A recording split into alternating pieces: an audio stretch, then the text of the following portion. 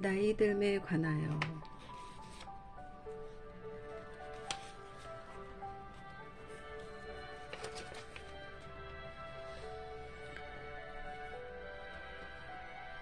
약물 치료가 필요한 시점이었다. 나는 앤에게 조곤조곤 말했다. 우리는 운이 좋다고. 옛날 우울증 치료제들은 죄다 부작용이 엄청나게 심한데 요즘 나오는 약들은 많이 순해져서 몇 주 뒤면 부작용이 대부분 사라진다고. 이 설명을 할 때 나는 스스로 상당한 자신감을 가지고 있었다. 외래 진료를 대비해 틈틈이 공부하는 동안 최신 논문들에서 본 내용이기도 하고 우울증 치료제로 성공적으로 호전된 다른 환자 신뢰들을 직접 봐왔기 때문이었다. 나는 앤에게 처방전을 써주고 한 달 뒤로 다음 예약을 잡았다. 곧 안부 전화를 드리겠다는 약속도 잊지 않았다. 그런데 다음 주에 전화를 받은 것은 그녀가 아니라 자동 응답기였다. 나는 약이 잘 들어서 그녀가 기운 차리고 바깥 볼일을 보러 나간 것이기를 소망하며 메시지를 남겼다. 속으로 차라리 전화 연결이 안 되어서 다행이라는 마음도 있었다. 하필 앤을 걱정하는 마음만큼이나 내 코가 석자인 시기이기도 했기 때문이다. 그래서 그녀가 괜찮아졌다면 직접 대화를 나누기보다는 자동 응답기에 메시지를 남기는 편이 내 입장에서도 훨씬 덜 번거로웠다. 일단 음성을 녹음했으니 대화를 이어나갈지 말지의 결정권은 그녀에게 넘어간 셈이었다. 이제는 오늘의 할 일 목록에서 A, R에게 전화하기를 지우고 맘 편히 다음 업무로 넘어갈 수 있었다. 그달에는 입원 환자 진료도 맡은 데다가 우리 조 전체가 내외래 진료일 오전 8시부터 다음날 오전 8시까지 당직을 서야 했다. 보통 때는 나도 외래일을 좋아하지만 그날처럼 36시간 넘게 깨어있는 미친 스케줄 한중간에 이런 안부 전화 한 통은 성가시기 그지없었다.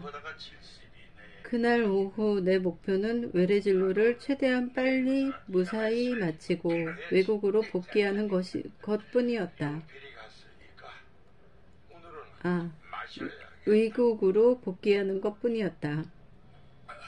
누군가 이 일을 현대의학 교육이 실패했다는 증거라 손가락질한다면 할 말은 없다.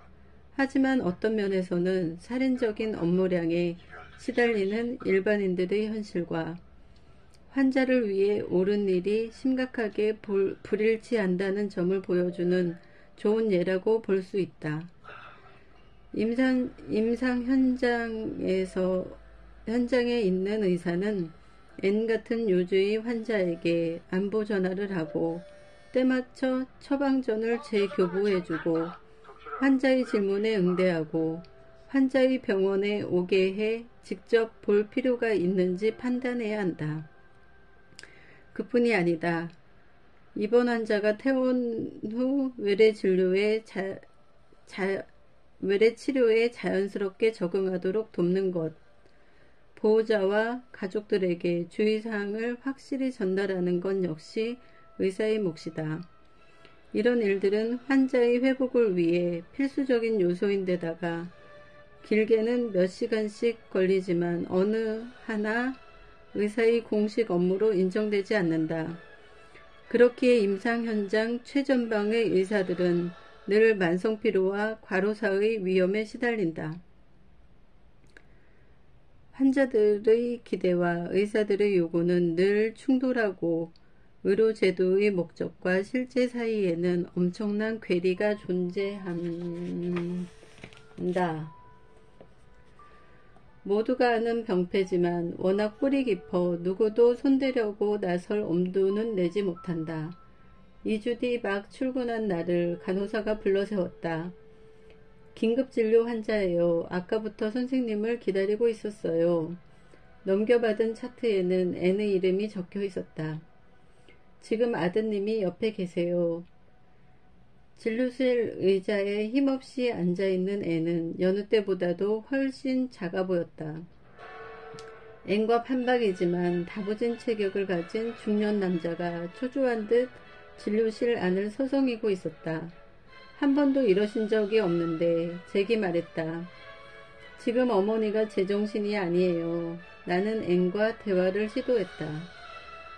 지금 기분이 어떤지 말씀해 보실 수 있겠어요? 그녀는 내가 진료실에 들어설 때부터 내내 내 눈도 맞추지 않고 있었다. 무슨 말씀인지 모르겠수. 그녀가 평소의 절반 속도로 느릿느릿 대답했다. 제대로 알아듣기 위해 나는 귀를 바짝 갖다 대야 했다. 어느 부분이요? 전부 다. 그녀는 긴장증 증세를 보이고 있었다. 사수와 나는 N을 신경정신과 병동에 입원시키기로 결정했다. 필요한 서류를 작성하고 나서 그쪽 진료진을 호출했다. 잠시 후 휠체어를 끌고 온 간호사가 N을 싣고 옆 건물을 향해 멀어져가는 모습을 나는 착잡한 심정으로 지켜봤다. 그날 하루는 완전히 엉망진창이었다. 모든 일과가 1시간씩 밀렸고 하필 그날 나와 약속이 잡혀서 불평을 토하는 환자들에게 일일이 사과해야 했다. 시계바늘이 6시를 가리킬 때 다른 의사들은 모두 진료를 마감했고 나머지 주간 근무 직원들은 퇴근 준비를 했다. 하지만 나는 그럴 수 없었다. 호출기에 신경정신과 내선 번호가 뜨면서 요란하게 울려댄 것이다. 나는 좋은 소식이기를 바라며 그 번호대로 전화기의 숫자 버튼을 눌렀다. 그쪽 레지던트의 목소리는 아침보다 차가웠다. 지금은 내게는 어줍지 않은 농짓거리도 아깝다는 투였다. 나트륨 수치가 121이에요. 그가 말했다. 이걸 놓쳤다니 믿을 수가 없군요. 우리과로 보내기 전에 임상 검사부터 했었어야죠. 애는 우울증에 빠진 게 아니었다. 더 정확하게 표현하면 단순한 우울증이 아니었다. 너무 낮은 혈중 나트륨 수치가 그녀를 긴장한 것처럼 보이게 만들었던 것이다. 그리고 애초에 그녀가 침울해하기 시작한 건 역시 이 문제 때문이었다. 나는 베스가 요양원에 들어가기 직전에 N의 고혈압약 처방을 바꿨었다. 나트륨 수치를 낮출 가능성이 있는 새 조합의 처방이었다. 표준 지침에 따라 혈액 검사를 딱 한 번 하긴 했지만 검사를 다시 돌려볼 생각은 꿈에도 하지 못했다. 그래놓고 N이 우울증에 빠진 것은 그럴 만한 타당한 이유가 있어서라고 내 맘대로 확정해버린 것이다. 참담한 심정으로 나는 여기저기 필요한 연락들을 취하기 시작했다. 그러는 중에 호출기가 또 한 번 울렸다. 이번에는 행정직원이었다. 급히 전화를 한 번 달라는 환자 보호자의 전원 때문이라고 했다. 잭은 화가 머리끝까지 치솟아서 내게 뭘 알긴 알면서 환자를 본 거냐고 물었다. 내가 할 수 있는 일은 진심으로 사과하는 것밖에 없었다.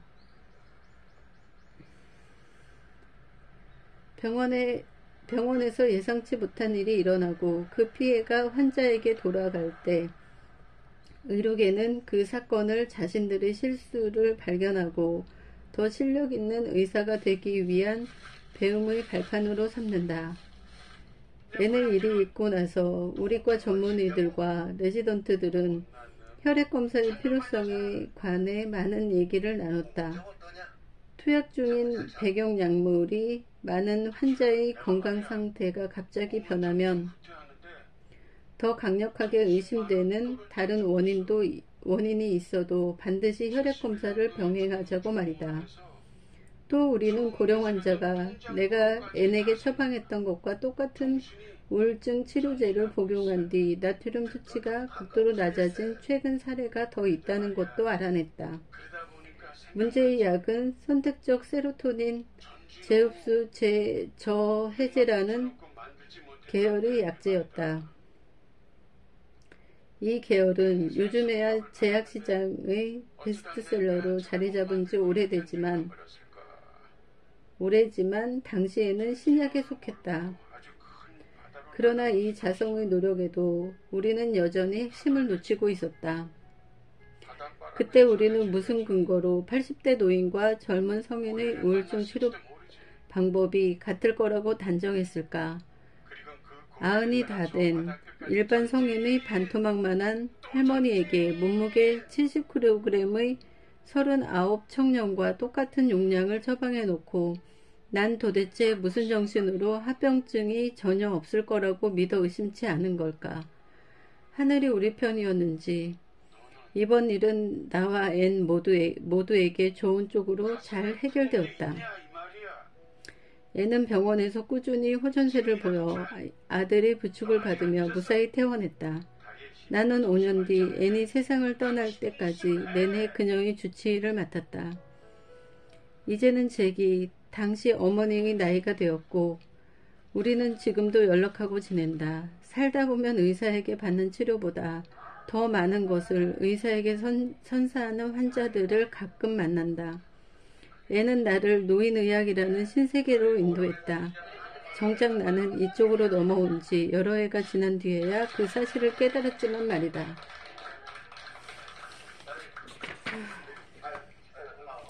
유아 노인의학의 걸음마 역사 기원전 800년부터 100여 년 동안 그리스 로마와 이집트의 고대 철학은 노화를 주제로 다양한 이론을 쏟아냈다. 일부는 맥락이 연결되었지만 또 몇몇은 서로 모순되는 등 전체적으로는 대중 없었다. 히포크라테스는 노인병에는 의학이 해줄 수 있는 게 없다고 여기면서 노인만 걸리는 병을 줄여 일람표를 만들었다. 반면 이집트 사람들은 생각이 달랐다. 기원전 600년경 의학서의 한 구절에 노인을 약관의 젊은이로 되돌리는 방법에 관한 비서가 언급된 것이 그 증거다. 한편 플라톤의 국가론은 귀족 세팔루스의 집에서 벌어지는 토론 장면으로 시작한다. 본인이 노년기에 접어든 이 귀족은 노인도 노인 나름이며 사람들이 잊지도 않은 문제를 나이 탓으로 돌리는 일이 얼마나 많은지 지적한다. 또 아리스토텔레스는 이른바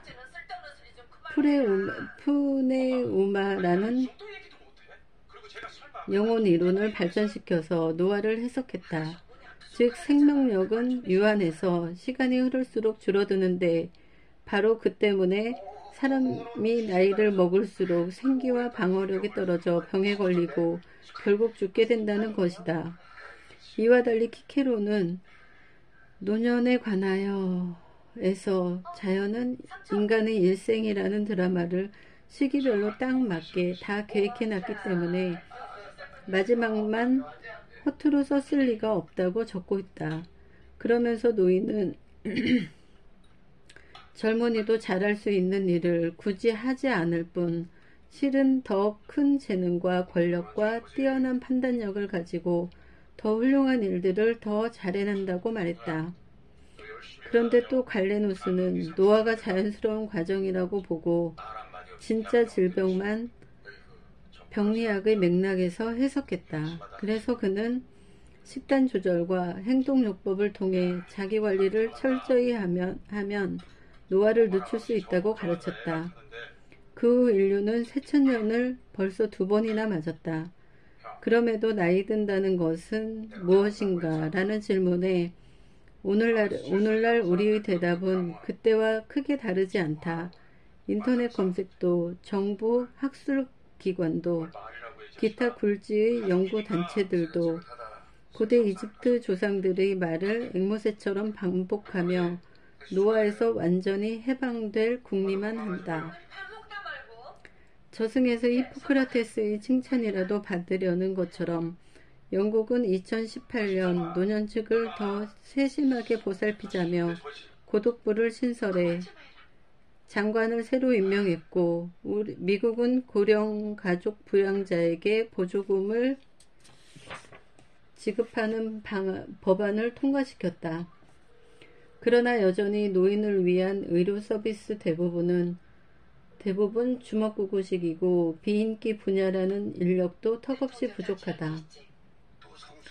마치 아리스토텔레스의 숙명론, 필연적으로 일어날 일은 반드시 일어나기 마련이므로 순응하며 사는 것이 올바른 삶의 태도라는 철학, 옮기니 숙명론을 받아들여 일찌감치 결론을 내려버리기라도 한 듯하다. 그래도 희망은 있다. 학계의 연구 데이터의 폭과 질을 향상하려면 연구 대상 집단의 남녀 비와 인종 구성을 다변화해야 한다는 요구가 벌써 몇십 년 전부터 있어 왔던 것에 비하면 너무 늦었지만 노년층에 대한 같은 맥락의 배려를 강제하는 법안이 2018년에 드디어 통과되었다. 아무리 비싼 치료라도 기꺼이 지갑을 열어 의료 시스템이 활발히 돌아가게 해주는 존재는 젊은이가 아니라 바로 이들이다. 그뿐만이 아니다.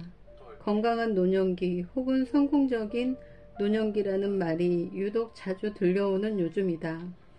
마치 키케로의 이론과 갈레노스의 이론을 절묘하게 섞은 것처럼 나이 듦을 긍정적으로 바라보는 시각이 빠르게 확산되고 있다.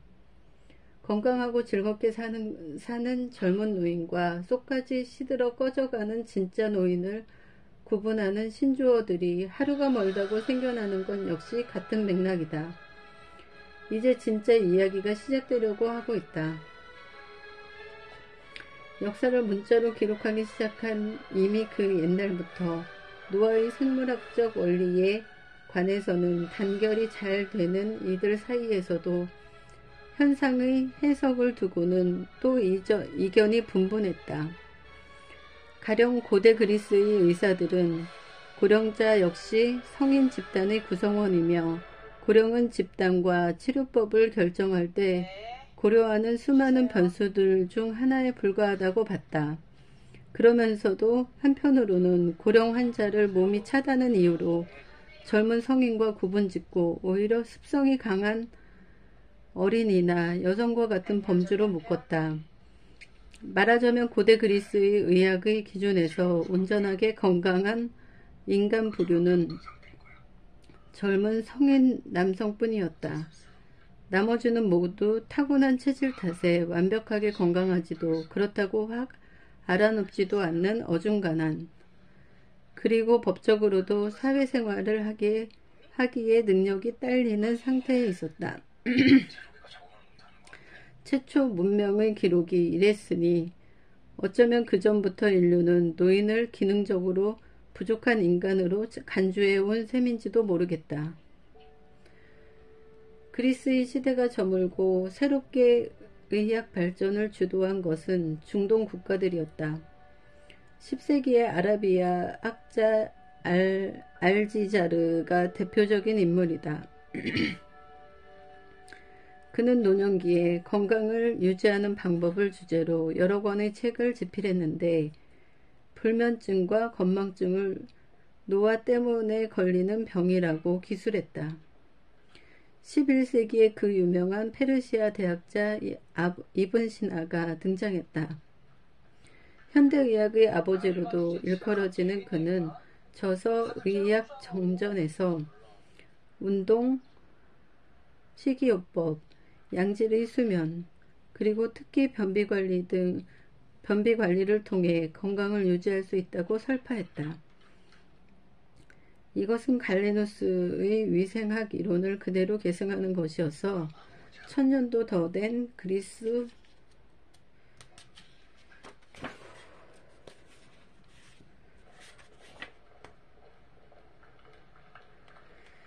그리스 고전이 12세기 후반에 뒤늦게 재발견하게 되는 기현상을 낳았다.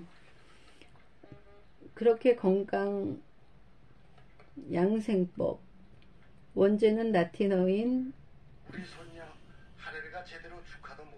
이라는 뜻의 제목을 내세운 갈레노스의 저서는 240개 언어로 번역되어 유럽과 중동 전역에 퍼져나가는 베스트셀러가 되었다.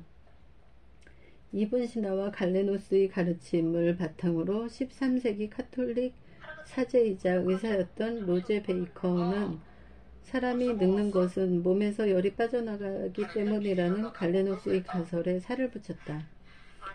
이것이 바로 오늘날까지도 지지를 받는 이른바 마모 이론이다. 더불어 그는 종교인답게 몸가짐이 인간의 수명을 결정한다는 기독교적 가설을 내세웠다. 그가 쓴 노화 치료와 젊음 보존법은 400년 뒤 영어로 번역되어 꽤 많은 이에게 읽혔다.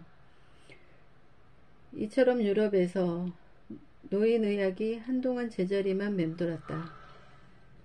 여러 가지 원인이 있겠지만 무엇보다도 본디 인간은 영생의 존재였으나 죄의 값으로 죽음을 감당하게 되었다는 종교 이념에 발을 묶인 탓이었다. 그러다 15세기와 16세기에 들어 유럽은 새로운 시도를 한다. 귀납법과 실증주의를 의학에 도입한 것이다. 학자들은 다양한 노인 유형을 관찰한 뒤 태도 교정과 생활습관 관리를 통해 노화를 완전히 막지는 못해도 진행을 늦출 수 있다는 결론을 내렸다. 그러면서 노화와 죽음은 인간의 필연적 운명임을 마침내 인정했다. 일례로 1489년에 이탈리아에서 발간된 가브리엘레 제르비 노인 돌봄 지침서를 보면 피부에 주름이 지는 것부터 숨이 자주 차는 것까지 사람이 늙으면 일어나는 다양한 생리적 변화를 자세히 기술하고 있다. 한마디로 노화를 커다란 신체적, 생리학적 과정으로 본 것이다. 사업가이자 철학자였던 이탈리아의 루이지 코르나로 역시 80대의 나이에 자신의 경험을 바탕으로 비슷한 결론에 도달한다. 사전적으로 노쇠라는 단어는 생물학적 고령 자체와 그에 따른 세포 손상을 뜻하지만 코르나로는 스스로를 노쇠의 사도라 칭하면서 노년기를 평생의 약속을 성실히 지킨 자가 보상을 받는 시기로 해석했다. 그는 평소에 실제와 중용의 생활습관을 유지하며 살다 보면 늙었을 때 건강으로 보상받는다고 주장했다. 그런 내용을 담은 자전적 저작, 절제적 생활에 관한 담론은 1540년대에 고국에서 처음 출간되었는데 1630년에 영어로 번역된 뒤로 1700년대와 1800년대에 걸쳐 무려 15차례나 개정될 정도로 오래도록 국경을 초월한 인기를 누렸다. 코르나로 본인이 실제로 100세까지 살았으니 그의 말에 믿음이 더 가는 게 당연했을 것이다. 한편 이웃나라 영국으로 가면 프랜시스 베이컨은 장수한 사람들의 사례를 모아 그들의 특징을 분석했다. 그런 뒤에 식단, 환경, 성격, 유전적 체질 등 다양한 인자들이 노화의 수명에 영향을 준다는 결론을 내렸다. 이 연구는 상당히 논리적이어서 오늘날까지 비슷한 맥락에서 그 어떤 후대 연구도 베이컨의 가설을 보강하면 보강했지 뒤집지는 못하고 있다. 1594년에 발표된 시력감퇴, 우울증, 관절염, 그리고 노령에 관한 담론 역시 다양한 번역본과 수차례의 재정본이 나올 정도로 대중의 큰 지지를 얻은 서적이었다. 지은이는 프랑스인 의사 앙드레 듀 로랑스다. 제목에서 알 수 있듯 그는 이 책에서 노년기의 흔한 고민거리인 시력저하, 우울증, 관절염을 집중적으로 다루고 있다. 이처럼 장수하게 해준다는 이런저런 양생법에 관한 서적이 19세기까지 꾸준히 발간될 정도로 건강하게 오래 사는 것은 모든 이의 한결같은 관심사였다. 뜨거운 열기를 반증하듯 그 와중에 찬물을 끼얹는 인물도 꼭 한 명씩 있었다고 말이다.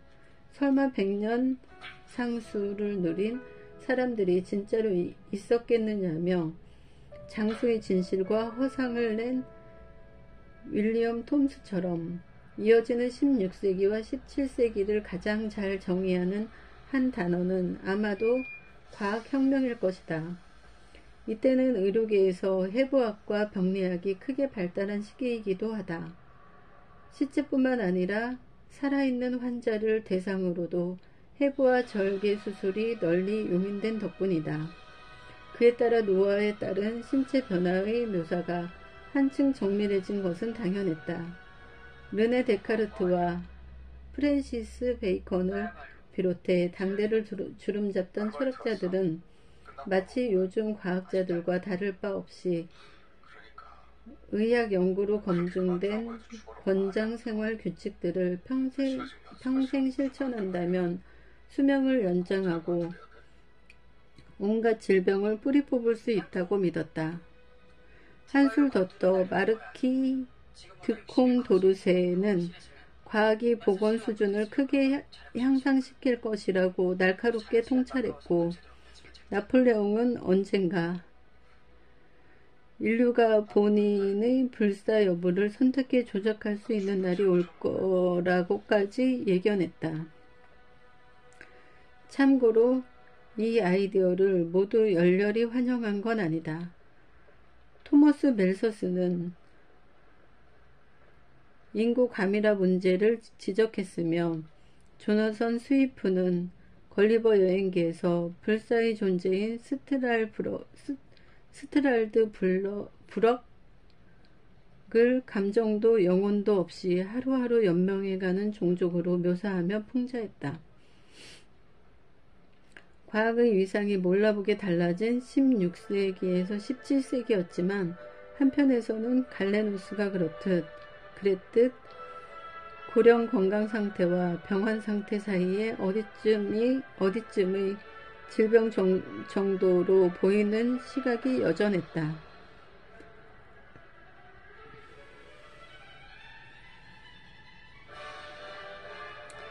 프랑스와 랑칭이 바로 그런 인물들 중 하나였다.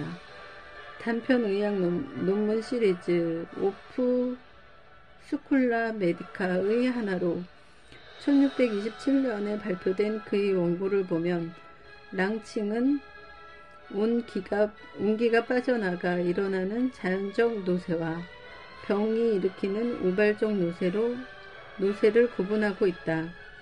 비슷한 맥락으로 독일의 야코프 후터가 1732년에 출간한 저서는 목록부터 강렬하다.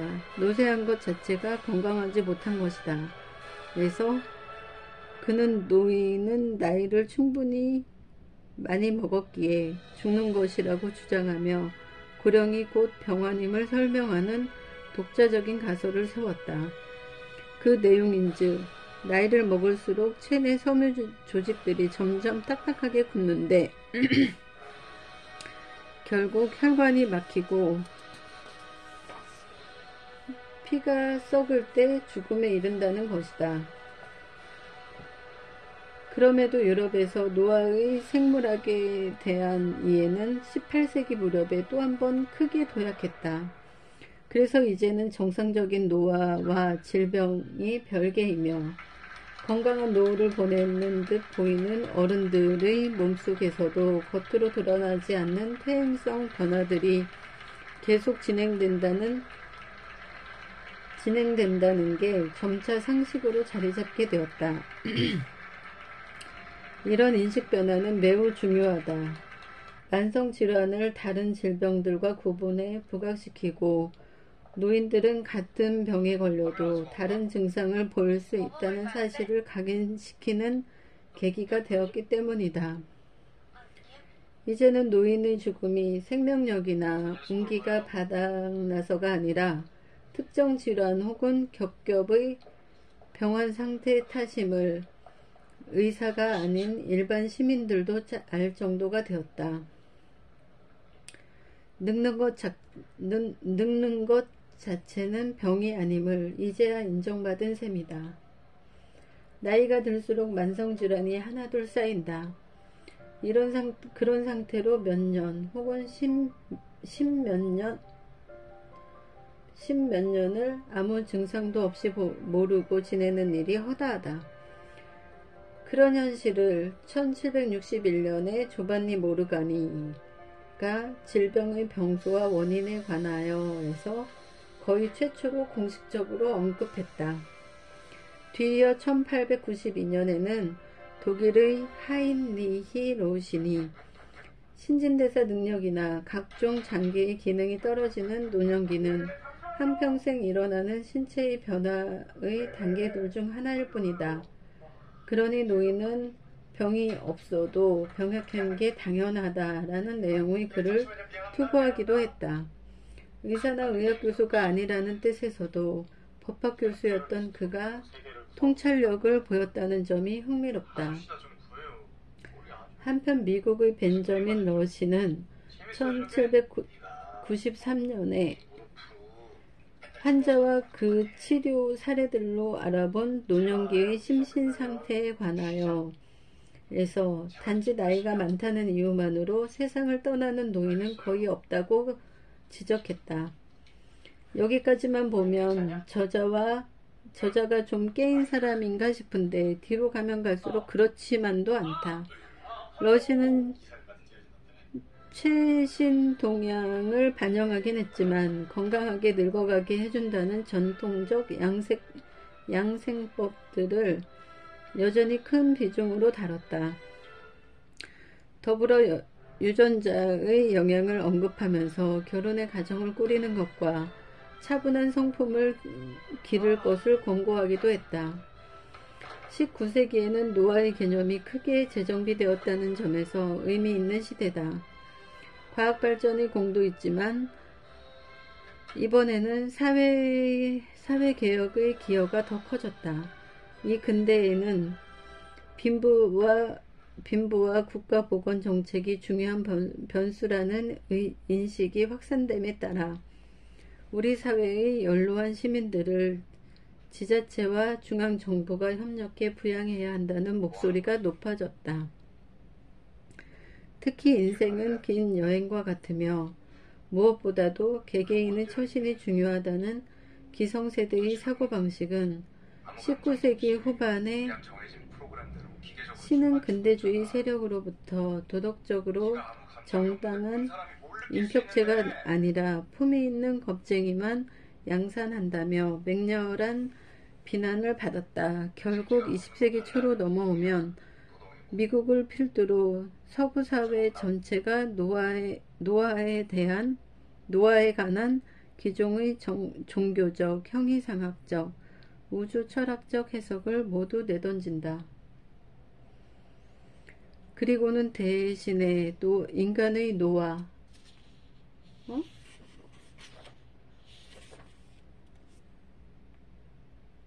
잠깐만.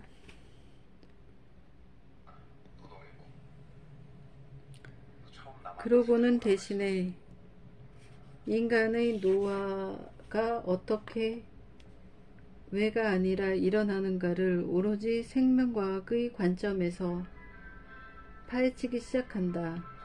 지금 급한 것은 노화가 왜 일어나는지를 아는 게 아니었다.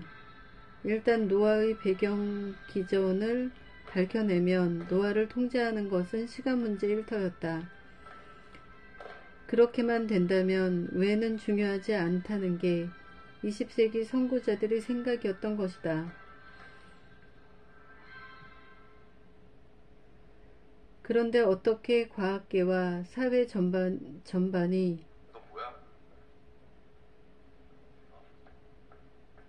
유동칠 때 정작 칼을 쥔 당사자인 의료계는 홀로 태평세월을 누리는 듯했다.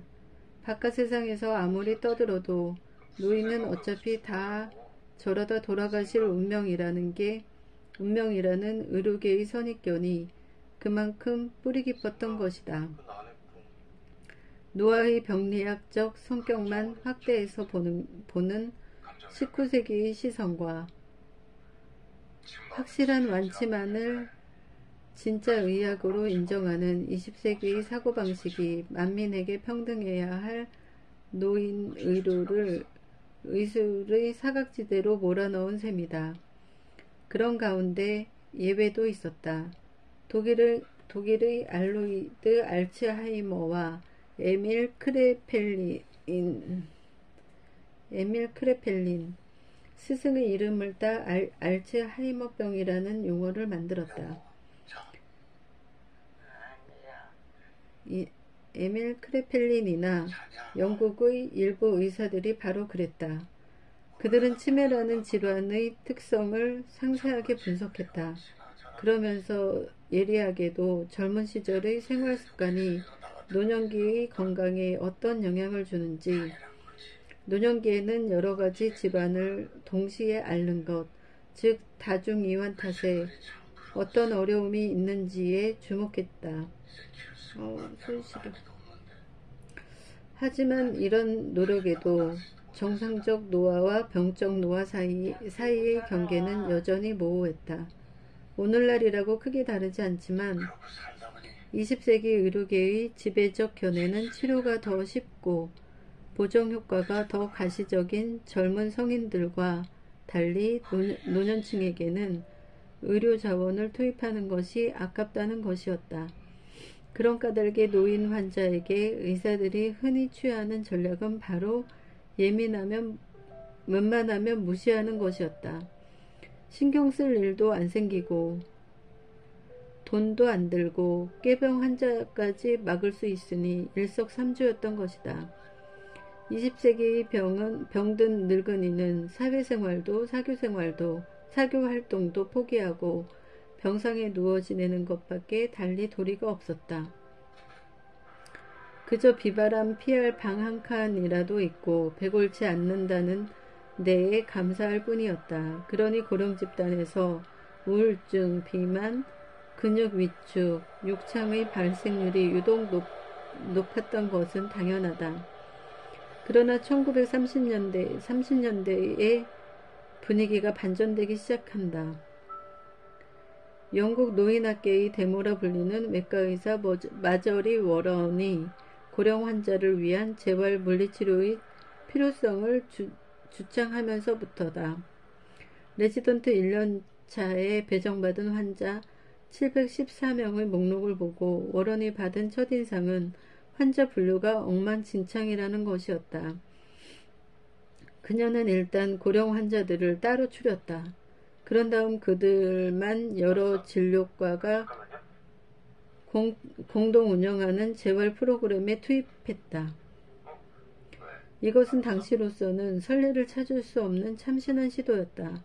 그런데 프로그램을 시작하자마자 그녀는 그 안에서도 또 치료 경과가 하늘과 땅 차이로 달라질 수 있다는 점을 발견했다. 일례로 고령 환자들은 자신과 대등한 지적 능력을 가진 사람의 간병을 받을 때 호전 속도가 가장 빨랐다.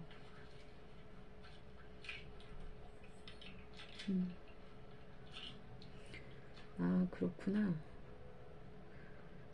고령 환자들은 자신과 대등한 지적 능력을 가진 사람의 간병을 받을 때 호전 속도가 가장 빨랐다. 그러면서 워런은 환자가 스스로 할 수 있는 일은 굳이 해줄 필요가 없다고도 주장했다. 편의라는 명목하에 자꾸 다 해주면 무기력과 의존성만 키울 뿐이라는 건데, 실제로 오늘날 도처에서 목격되는 이른바 학습된 무력감 현상은 그녀의 예측이 정확했음을 증명한다. 워런은 이미 널리 인정되는 표준 재활 치료 지침이 존재하는 뇌졸중 환자들을 모델로 자신의 새로운 전략을 분석했다. 그 결과 친절한 사람들이 가득하면서 활기 넘치고 희망적인 환경에서 재활훈련을 한 노인 환자들은 대부분 금세 예전의 생활로 돌아가는 것으로 나타났다. 의미가 있기에 보고서에서 한 대목을 발췌한다. 퇴원 가능할 정도로 회복하는 노인 환자의 수는 그때그때 다른데 의료진이 환자에게 투자하는 시간과 매번 들이는 정성의 농도에 비례하는 것 같다. 흔히 완전 회복이 불가능하다는 낙인이 찍힌 채 들어온 환자로부터 눈에 띄는 변화를 이끌어내려면 아무리 내공이 높은 전문가라도 상당한 인내심과 요령, 그리고 무엇보다도 강철 같은 체력이 필요하다. 워런의 열변에도 실상 100년 전이나 지금이나 크게 달라진 게 없다. 현대의 의료 시스템 아래에서 병원은 고장난 부위를 빨리 고쳐서 환자를 집으로 돌려보내지 않으면 무능하다는 손가락질을 받는다. 환자는 최소 며칠 전에 겨우 예약을 잡아도 의사와 마주하고 얘기를 나누는 시간은 10분을 넘으면 감지덕지다. 생의 마지막을 준비하는 특별한 환자들을 보살피는 요양병원 직원들은 노인의학 전문 훈련을 먼저 이수하는 게 마땅하지만 그럴 시간도 없고 그런 프로그램이 있는지조차 확실치 않다. 이 모든 요소는 악순환을 일으켜 사태를 점점 키운다. 결국 어르신들만의 고충을 배려하지 않는 눈먼 의료는 노인이 치료받을 가치가 없는 존재라는 세상의 그릇된 선입견만 더욱 굳힌다. 미국에서 노인의학은 1970년대까지도 공식 전공으로 인정받지 못했지만 노인층을 향한 의료계의 관심은 이미 20세기에 들어서면서 잊을만 하면 한 번씩 끌어오르기를 반복하고 있다. 어떨 때는 의학의 발전이 계기가 되었고 또 다른 때는 시대사조에 동조한 자연스러운 변화였다. 1910년대와 1920년대 초에 최초로 노인의학이 이슈화된 것은 병리학과 해부학이 동반 발전하면서다. 이는 의학의 성격이 예방 중심에서 치료 중심으로 변하는 전환기와 때를 같이 하는 것이기도 하다. 이 시기에 노인의학에 관심을 둔 의사들은 유명 언론의 건강과 노화를 주제로 논평을 기고하기 시작했다. 노인들은 그런 기사를 읽고 최신 치료와 의료계 동향에 밝아졌고 나이 탓에 생긴 어려움들을 덜 방도가 없겠냐고 물으러 온 노인들로 의사들이 바빠진 것은 당연했다. 노인의학의 2차 유행은 한 시대를 쉬고 1960년에 찾아왔다. 미국 의료계가 마침내 노인의학을 공식 전공 분과로 포용한 것이 바로 이때부터다. 노인의학의 역사를 한 문장으로 요약하면 같은 논제를 두고 5,000년 넘게 이어진 기나긴 토론이라 표현할 수 있다. 노인을 바라보는 세상의 시각은 그 시대의 경제 상황, 사회적 우선순위, 의학 지식과 과학 기술 수준, 삶과 건강을 해석하는 인류의 철학에 따라 다른 색조를 띄었다가 맞는 것 같은데, 오늘날 우리는 노화를 과학에 근거해 실존적으로 이해하려고 노력한다. 동시에 간혹 누군가는 여전히 전설의 불로천을 찾아 헤맨다.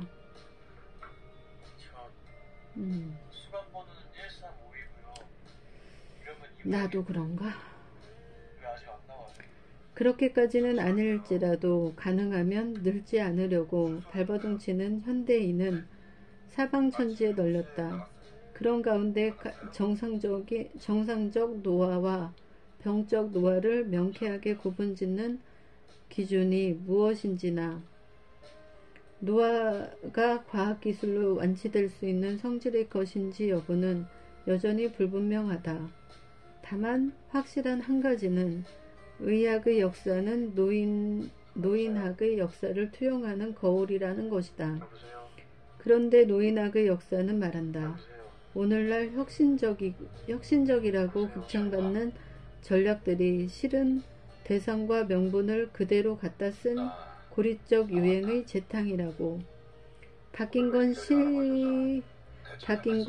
실행 방법과 주체뿐이라고. 판자가 되다. 9살 때 의사 덕분에 목숨을 건진 일이 있다. 무려 2번이나. 나도 그런데. 배에 아직도 남아있는 흔적이 그 증거다. 나도 그런데.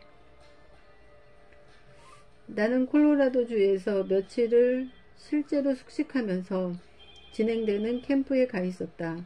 그런데 하필 그때 배가 살살 아파왔다. 혼자 집을 떠나서 보내는 첫 여름방학이었기에 양호 선생님은 내가 향수병에 걸린 거라고 말했다. 하지만 지극정성으로 돌보는데도 나을 기미가 없자 선생님은 장염을 의심하기 시작했다. 마침내 내가 먹지도 걷지도 못하자 각각 10살, 12살, 14살이던 사촌들은 이러다 잘못되는 거 아니냐며 대성통곡을 했다. 양호 선생님은 그제야 나를 의사에게 데려갔다. 내 배를 여기저기 만져본 의사는 심각한 얼굴로 양호 선생님을 쳐다봤다. 나는 엄마가 보고 싶었다. 눈물 난다.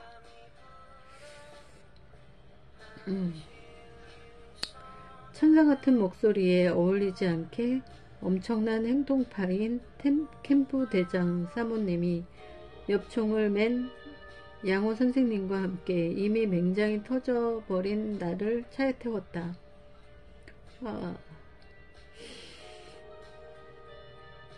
그의 여름 최악의 폭염이 기승을 부린 그날 로키산맥 구비구비를 질주해 동네에서 가장 큰 병원에 도착하기까지는 몇 시간이 걸렸다.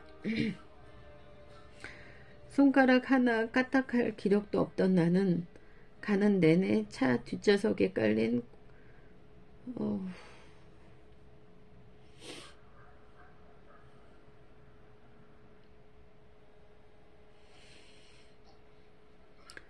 군청색 줄무늬 매트에 누워 있었다.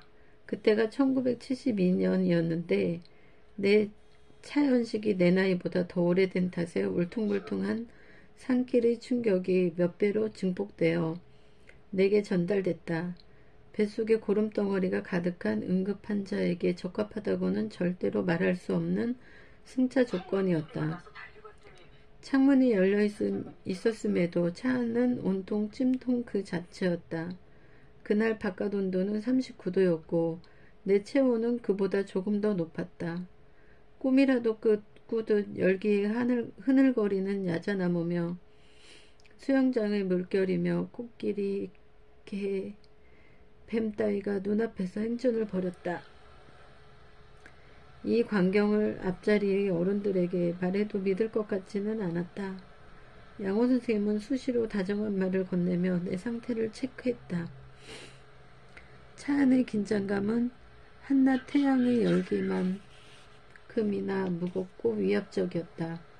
사모님은 뒤에 아픈 아이를 눕혀놓은 차를 몰고 험한 산길을 가능한 빨리 벗어나기 위해 최선을 다하고 있었다. 내 나름대로 나는 그날의 많은 순간들과 사실들을 정확하게 기억한다고 믿고 있다. 하지만 어쩌면 모든 게 시간이 지나고 나서 그날에 대해 나눈 얘기들의 기억에 지나지 않을지도 모른다. 어쨌든 이 일로 내가 꽤 특별한 9살 꼬마가 될 수 있었던 건 분명하다. 아이고.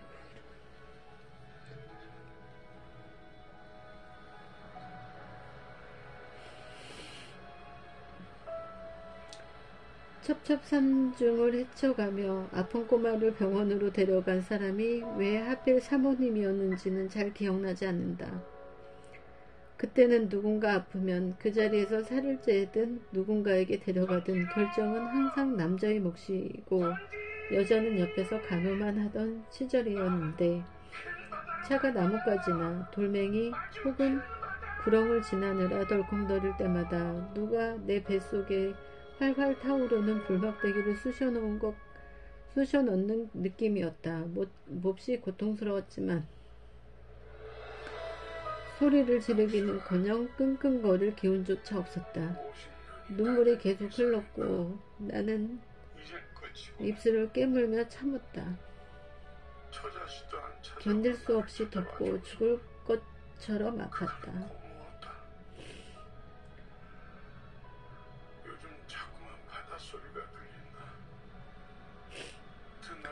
어른들은 수술이 끝나고 마취해서 깨어나면 엄마가 옆에 와 계실 거라고 말했다.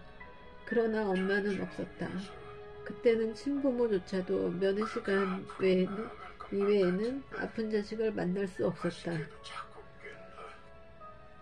게다가 시간 안에 콜로라도에 당도하기 위해 캘리포니아는 너무 멀었다. 그날 밤 나는 무섭고 아픈 가운데 입원실에서 홀로 자다 깨기를 반복했다. 마지막 순간만큼은 행복해지고 싶다. 엄마가 이미 도착했고 근처 모텔에서 내 걱정에 나처럼 겁에 질려서 뜬 눈으로 딸이 밝기만을 기다리고 있기를 며칠 뒤 친절하게도 부축해 주겠다며 손을 내미는 양호 선생님에게 나는 깔깔 웃으며 대꾸했다. 벌써 9살인걸요. 걷는 방법은 저도 잘 알아요. 하지만 일어서서 한 발을 떼려는 순간 나는 앞으로 꼬꾸라졌고 그런 나를 선생님이 잽싸게 받았다. 그날과 그 다음날 선생님은 내게 걷는 방법을 다시 한번 차근차근 가르쳐 주었다.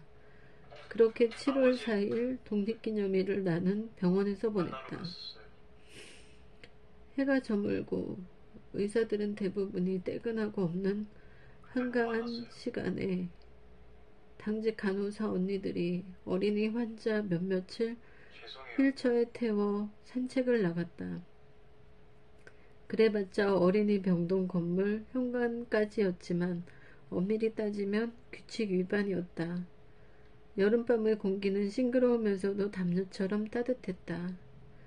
저 멀리 밤하늘을 수놓은 불꽃놀이를 구경하는 동안 나는 곧 사라질 지금 마지막 순간의 자유를 온 국민이 나라의 독립만큼이나 크게 축하해주는 듯한 착각에 빠졌다.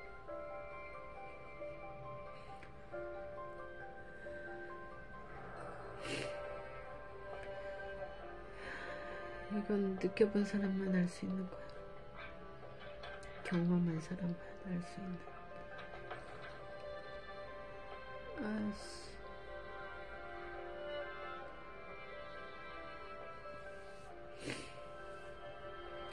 그저 주말에 나는 고대하던 탐험을 했다.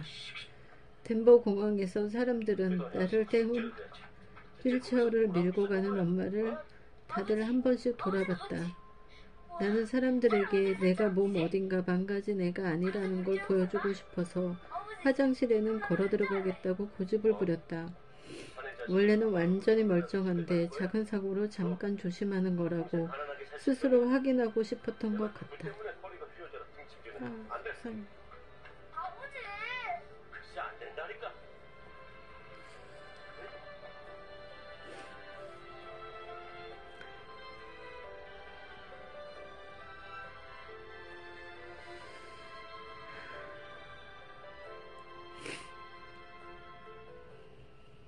전진.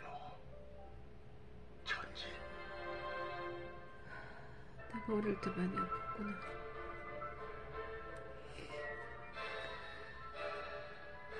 이런 한편으로 마음이 조급하기도 했다. 했다. 사람들의 시선이 이렇게 따가운데 당장 휠체어에서 벌떡 일어나 보이지 않는다면 끔찍한 장애를 가진 불쌍한 아이로 평생 낙인 찍힐 것만 같았다.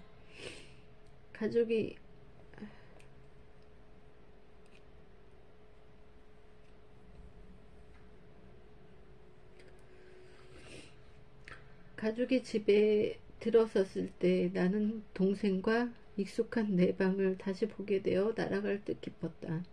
그러나 불과 15분 뒤 나는 분노에 휩싸였다. 다시 병원에 입원해야 한다는 청천벽력 같은 말을 부모님이 그제야 꺼낸 것이다. 알고 보니 벌써 며칠 전에 다 결정된 일이었다.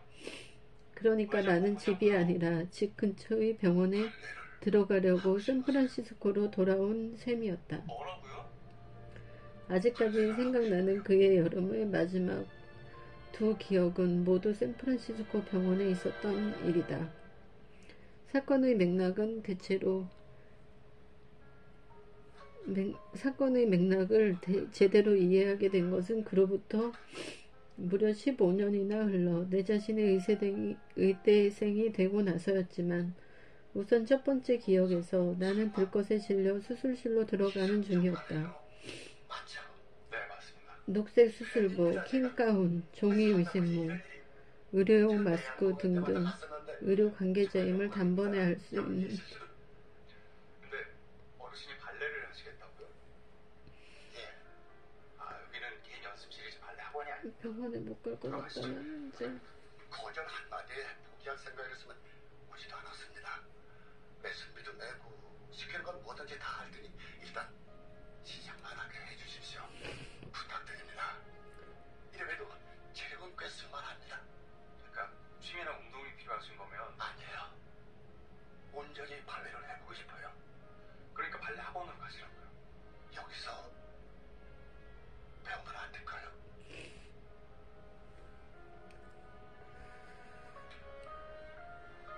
밸런스도 서 있기도 힘든 나이.